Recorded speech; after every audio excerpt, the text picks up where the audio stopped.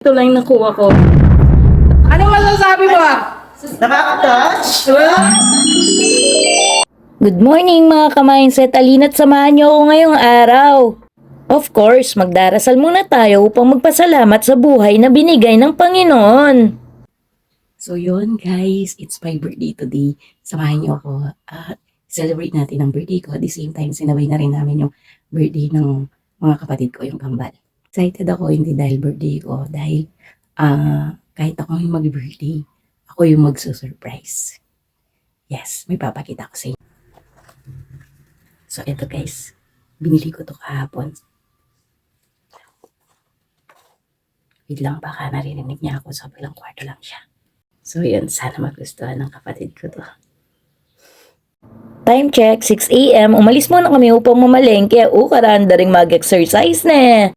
Malapit na nga pala kami sa may palengke. Oops, kala-kalale ka, school zone niya yan. Siguro kan kami Garal Elementary na. Comment mepen, ano yung school yan?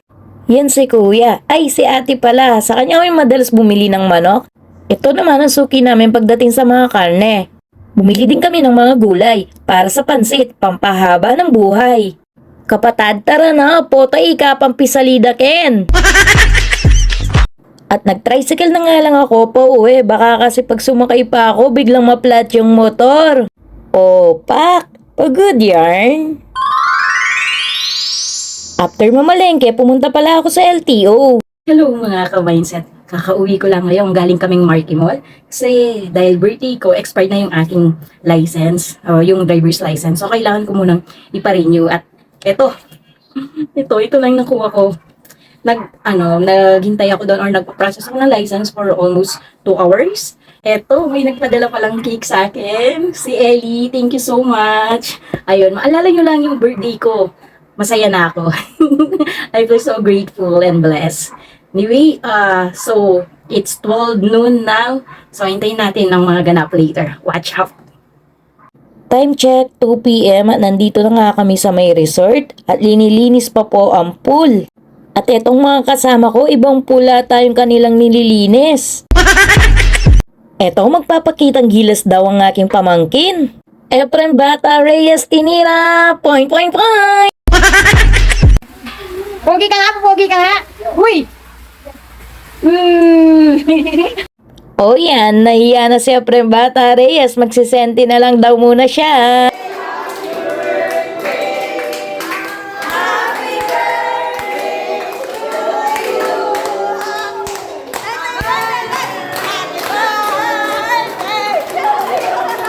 Muntik nang nagsabay no. Kung kami siguro yung kumanta sa Titanic, baka hindi pa nag-start taob na ang barko.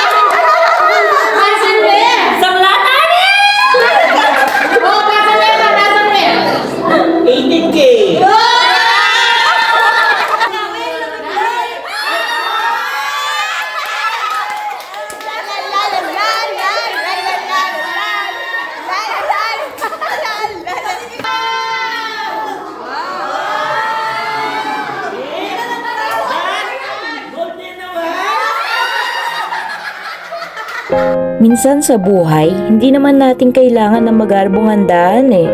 Basta masaya nagkakasama at nagtutulungan ang buong pamilya, that's more than enough to celebrate the day.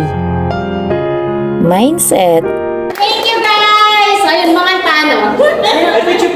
1, 2, 3.